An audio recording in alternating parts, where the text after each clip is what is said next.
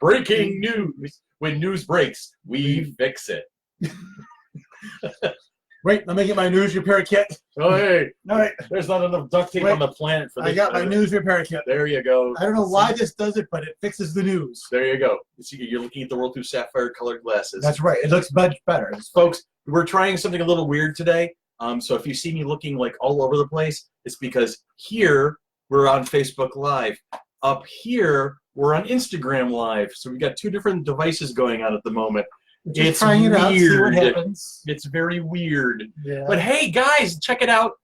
It's Monday, and it's 8 o'clock. And if it's Monday at 8 o'clock, it's Nerd World News. When news breaks, we fix it. Da-da-da. All right. It's going to be our new slogan.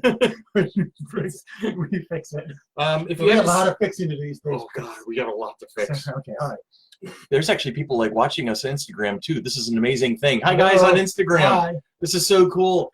Like I said, down below, if we're looking here, we're on Facebook Live. So we're trying something kind of wild and weird at the moment. Bear with us. Bear with you? No, I knew that was coming. I mean, as soon as I said it, as soon as that sentence escaped my lips, I knew where it was going. I knew where it was going. It's Binky and Holden chasing me. Back in time. All right, so we got James is on board. Christine's on board. Bill is here. Dee is here. There's the Doctor Who at 55 years in Bond. Walter Cronkite in Nerd World News. He's got the gray. I've got the presents. Thank you for joining. Well, thank you for joining us today. My name is Chris Frank. This next to me is Dan Carbon. Thank you, Chris Frank. It's nice to see you, Dan. Nice to see you. How are you today? I'm good, Chris Frank. Chrissy's here. Hello, Chrissy Harding. And I'm getting sniffed by the June bug. Hello. There's a June bug down here. You made it back, Elizabeth. Hello, Elizabeth. All right. Hey, real quick, before I get going too far, last week we had an impromptu thank you festival where we just started talking about all of the people that have had a hand in what we do here with Flower City Comic Con, Mighty Monkey Corporation, Nerd World News, Monkey Business Podcast, the works. And it was an impromptu thing. And because I'm Flake, I started sorting through names, and I knew I was forgetting a couple, and there's quite a few people that I actually forgot. But most of all, I want to say a huge thank you to Deanna Schulmerich, and I want to make a point of saying it because Deanna provides me with all of the articles we talk about every week. She's been on that gig for a few months now. She humors me when I find something, and I always send it to her articles. She compiles everything for me, gives me little scripts to work on. She writes a lot of the press releases we have for Flower City Comic Con. She's been with us from the word go. She's a huge, huge, valuable resource. She's an amazing woman. And so I am so sorry that we forgot to mention your name in the Flake Fest that I was last week. And so just wanted to make a point of saying awesomeness. Thank you, Deanna. Thank you, Deanna, because you are the awesome. Lynn Huber's on board. Donna Bailey's here. Terry Sinopoli is on board. Hello, everyone. Welcome. Welcome to whatever the hell we're doing this week. I have no idea. This is Nerd World News. Okay, so if you haven't seen it yet, check out the trailer for Picard. The CBS All Access show will be premiering in January of 2020. And it stars Picard. And it stars our man, Sir Patrick Stewart, as Jean-Luc Picard. Surprising. Juno, shut the hell up. Seriously. Everybody's got to get their 2 cents in on this lately. Give her a huggage. She needs huggage. Come here, Boofer. Come there she goes. She wants her camera time. It's camera time for Puppy. All right. She wants her camera time. If you haven't caught the trailers yet, it's awesome. It is so cool. This is going to be an interesting story. They had a great panel at New York City Comic Con, and I think this is going to be yet another amazing Star Trek show. Hey, Pete, good to see you, man. 2 weeks in a row with Dan. Yep, I think Dan being here is going to be a regular thing. I think I've talked him into joining me on a regular basis, which means we got to get Dan and Tanya on the same broadcast. That'll be fun. Then you have the holy trinity of FC3 on board. What will happen if we all get together? Dogs and cats living together. Mass hysteria. All right. So moving on. And don't forget Trivia Night. We are definitely doing a Trivia Night at the 585 Rock and Burger Bar. That is going to be this coming Wednesday. That is the 9th of October. That will start at 8 o'clock. We're going to be, the quiz was helped. I built the quiz with help from James Irish, from Deanna, from Tanya, from Ann. Everybody had a hand in it. So we're going to be working on that, and so we will have some fun at the 585 Rock and Burger Bar on Wednesday. And the 585 is on Pixley Road. If you have not been there, now is an excellent time to partake of that joint. I saw that burger specials on Wednesday too. So they do. It kind of is a nice confluence of special, stuff. Too. Well, this show's gone to the dogs. See that, Juno? It's all about you. Tony's going to be on board next week, so we're going to have the Holy Trinity in place. I'm going to have to make sure to get extra chairs. See if I can make it then. So that'll be fun. It'll be fun. We'll have a good time. It'll be great. So, all right. Our top story. We're going to jump right into the news.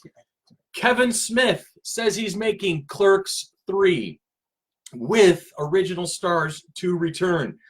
Kevin Smith has announced plans to make Clerks 3, even though the director only started writing the script for the comedy threequel a week ago. In a post on Instagram, Smith revealed that he spent Saturday, the 28th of September, in the company of Clerks and Clerks II star Jeff Anderson, who played the sharp-tongued Randall Graves in the franchise, and they had talked about making a movie together. And Smith is quoted as saying, "It'll be a movie that concludes a saga. It'll be a movie about how you're never too old to completely change your life. It'll be a movie about how decades-spanning friendship finally confronts the future. It'll be a movie that brings us back to the beginning, a return to the cradle of civilization in the great state of New Jersey.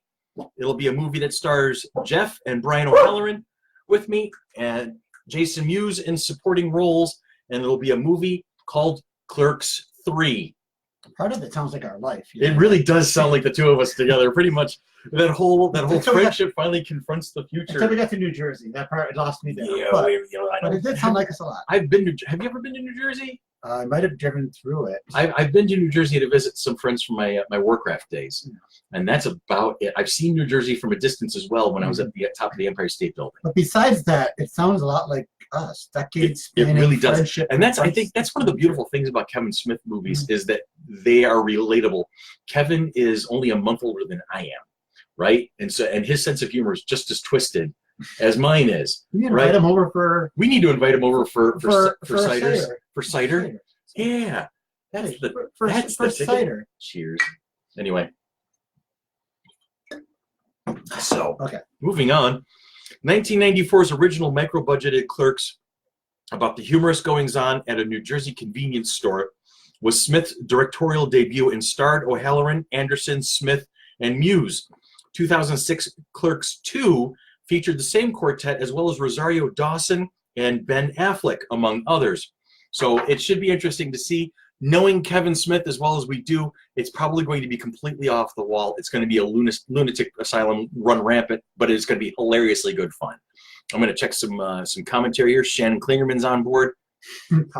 We're drinking Polyjuice. Have we turned? Wait, I didn't put a piece of somebody in there. Well, we didn't want to tell anybody, but that's actually Chris Frank looking like Dan Carmen, and I'm Dan Carmen looking like Chris Frank because we never mind. So. Drive by there every day. Jeff Anderson is on board. Nice. Ann is here. Batman John's on board. Everybody sent a ton of love to Ann. She's been going through some stuff, and we want her to heal. We love you, Ann. We love you, Ann. We're a complete mess without you. Anthony Cook has joined the party. Mr. Cook, good to see you, sir. Hope you're enjoying the party thus far. Okay. Dan, take us away. Jack Nicholson's axe from The Shining sells at auction for over $200,000. A single axe, $200,000. What in God's name is that all about? Is what I want to know. If you have any movie memorabilia in your closet, you may want to consider selling it to the highest bidder. At a recent memorabilia auction, some well-known items sold for big bucks. The axe put to such terrifying use by Jack Nicholson and director Stanley Kubrick's 1980 horror film The Shining sold around for around $209,000, which is 4 times its original estimated selling price at the auction.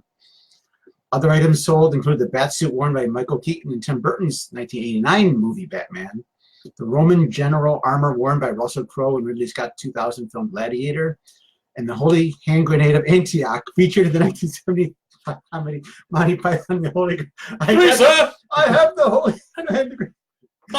You must count to 3, 3 being the number of your counting. 4 is right out. There's a whole speech there. Wow. That's amazing.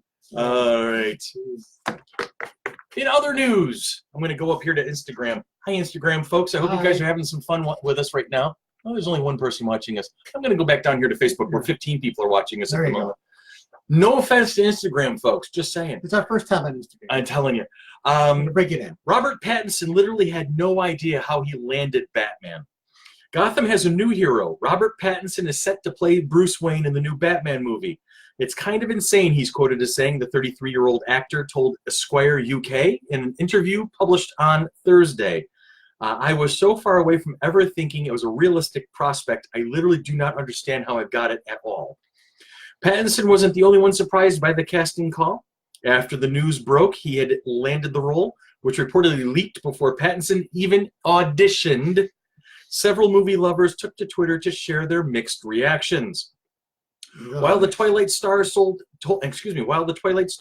Variety the backlash was less vitriolic than he expected, he seemed to almost thrive on the response. He's quoted as saying, "It's much more fun when you're an underdog. There's no expectation of you," which is cool. I think he's got a great attitude about it. Pattinson was catapulted into fame after starring in the Twilight Saga. Since then, he's been attracted to work that's less mainstream and has explored his craft in ways that he never has before. I think we're going to end up talking about this on the podcast a little bit more. I know Billy DeTore and I were chatting. Billy DeTore has the best way of looking at this because he's such a Batman fan. I love what he says. So yeah, he's all about, I get to see more Batman? Yes! That's it. You know, he'll watch it and then he'll judge it afterwards. Let's see. Elizabeth Rice is going to say at New York City Comic Con they had a display of Jessica Jones items that are going up for auction in December. I probably can't afford those. Probably can't afford that. Kirk Morris has joined the channel. Good to see you, Mr. Kirk. Good to see you. Dan, what do we got next? Marvel Star Wars comic to relaunch with writer Charles Soule. Charles Soule is about to embark on a dream job to answer some of the burning questions he's had since he was a young fan, growing up idolizing Luke Skywalker. For example, how did Luke go from being a miserable dude with his hand cut off to being that black uniform badass who waltzes into Jabba's palace with his hood up, he asks. It's a good question. It's an excellent question. I like that question. As announced Friday at the publishing panel at New York Comic Con, next year's Soul, Lando, Poe Dameron, Darth Vader, Dark Lord of the Sith will help relaunch Marvel's flagship Star Wars comic to explore the uncharted waters. Uncharted. My speech impediment. It's better than saying unfarted. That's true. Yeah. Ooh, that would stink. Would not think that if it's unfarted. If it's unfarted, there's no stinking going on. What the hell? Explore the uncharted waters between Star Wars, The Empire Strikes Back, and Star Wars Return of the Jedi. Along the way, Soul hopes to expand on some of the stories left untold during that period. How does the rebellion go from this ragtag, scattered group that lost at Hoth to the hugely mobilized massive fleet that takes on Death Star 2, he asks. So basically, if I'm getting this guy correctly, he wants to fill in a lot of the gaps and answer the questions of how do we get from point A to point B. Yes. Okay. A lot of room to move in there. So. Right. Yeah, so take the helm of the flagship series in January, although he's mum on specific plot points. Says that the series will likely start off very dark. And it should be dark. Of course, because everything's got to be edgy these days. Because we're coming up from arguably one of the darkest endings of the whole saga, and you have to honor it. Honor that. It starts from a place where all of our heroes are very demoralized. It's not necessarily a story about a villain, which is what Darth Vader was. It's a story about heroes who have to pull themselves together, and that's a cool story to tell. It's a good story to tell. Heroes that have to pull themselves, the bootstrap effect. Bootstrap Bill. That's another movie. Anyway. And as always, what we're going to talk about, as we always do, is Wednesday is New Comic Book Day. I can't express this enough, and I will do so every weekend. We have got some great comic book shops in the Rochester area. Make sure you reach out and hang out there. Go see your guys. Get a pull list. Ask them for recommendations. These guys know everything about stuff. Just not Shannon Klingerman. He's not as knowledgeable as he thinks he is. No, he's Shannon's one of the top guys. And if you're not in the Rochester area, find a local comic book shop. Support these guys. This is not a dying art form. It's thriving. It's out there. They're telling some amazing stories. So check out your local comic book shops as soon as possible. And there goes Dan. They're all closed by now. Oh. I'm just saying, check them out when they're open. Check them out when they're open. That's important. There's a detail there. New Comic Book Wednesday. IDW will have G.I. Joe, A Real American Hero number 267, A Snake Hunt Part 2.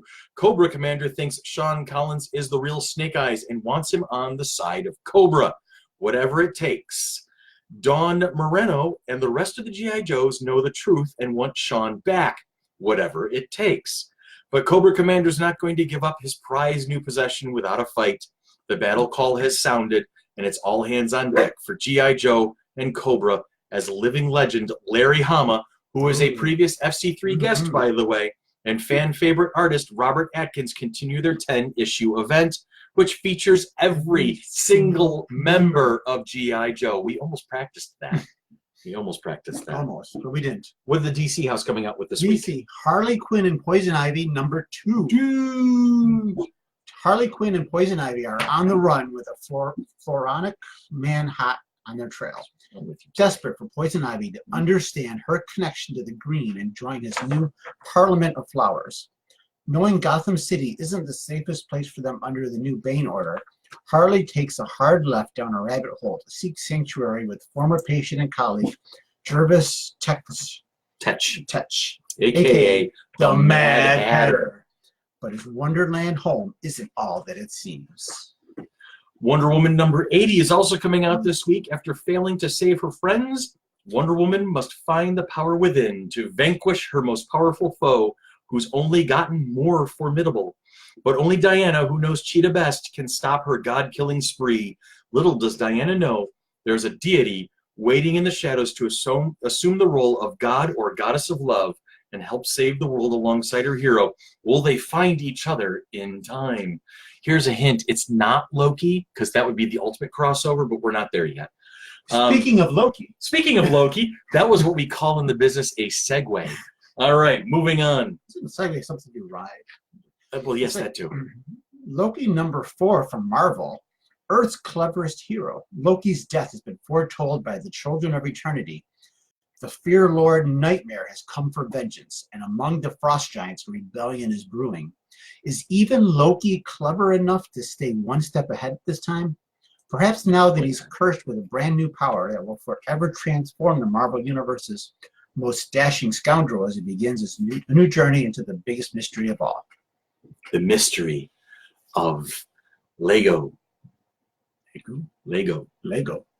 You like Legos. I love Legos. Legos are for all ages. On the box it says 8 to 99. Anyway, if I ever won the lotto, I would be calling the Lego store at Eastview and saying, "I'm coming with a box truck. Close the store." One of everything. No, get everything. Well, you got a room for more. They come out with new sets like every week. Also from Marvel this week, Invaders number 10. Captain America and Winter Soldier have sacrificed everything to find the genus formula. But can they overcome both Roxxon and Namor?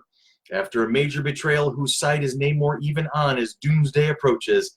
Dead in the Water continues here. Also on Wednesday, it's Podcast Day.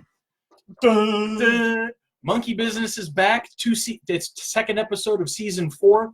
We are going to have the lovely and gracious Terry Snopley from Arlene's Costumes coming in, and she's going to be talking at length about what's going on for the Halloween season and what you can find at your coolest costume store in Rochester. So check that out on Wednesday. That's Monkey Business with Tanya in control because I was on vacation when they recorded it, and Terry's our special guest. So it's going to be a fun episode. Also, I saw a good comment here. Peter says, oh, he loves the hoodie. He's got the same one. I've got the same one. Tanya's got it. I think we need to have a Doctor Who hoodie night somewhere along the line. Just do that. That'd be a cool Doctor Who hoodie night. Say that 5 times fast. What if there's a world record for how many Doctor Who hoodies in the same place? Maybe we should do that for FC3 in 2020. Maybe. That's that Doctor Who hoodie night. Doctor Who hoodie. It's hard to say that. Who hoodie. Yes. The Who hoodie night. Once you practice it a couple of times, you get the hang of that. We're the Who hoodie game. Who hoodie. What's another H word for it? Who hoodie. Holistic? No. Is there an hovering? Hovering Who hoodie. Is there a game? Holy? Holy. Holy. Well, I've worn mine out. It has holes in it. Anyways, like the alliteration. Yes. Anyway, I wish they'd make more Doctor Who Legos, or at least less expensive ones. Yeah. So let's talk about what happened this week in history.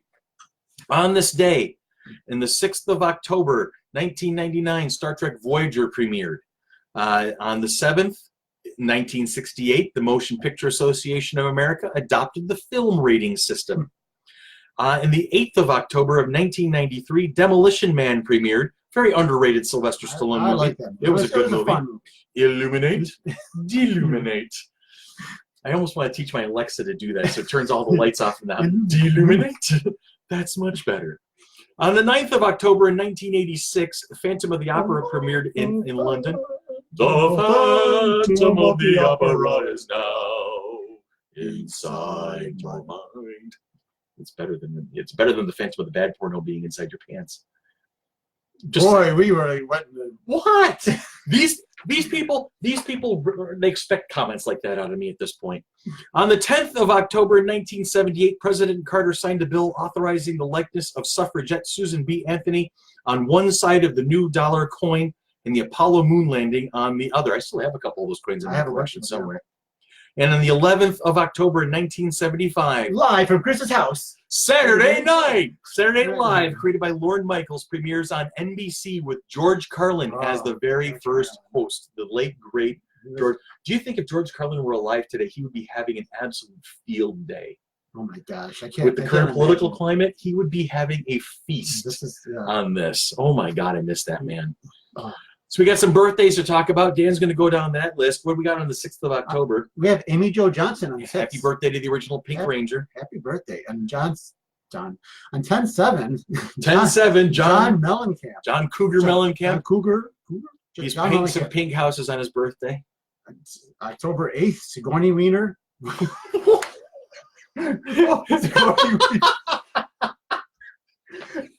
Oh my gosh. Oh, dude. Oh, we have lost containment, Captain. We have lost containment. Weaver. I really should read this before I start. Yes, you really should. I should read it to myself before I read it out loud. Sigourney Weaver, Chevy Chase, Matt Damon on October 8th.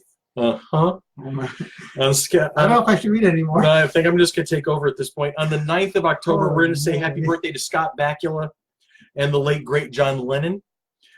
Bradley Whitford celebrates a birthday on the 10th. On the 11th, it's Michael J. Nelson from MSTK 3000 and Joan Cusack. And on the 12th of October, a very happy birthday to Wolverine himself, Hugh Jackman. Sigourney Weiner. Really? Wow. I have no idea.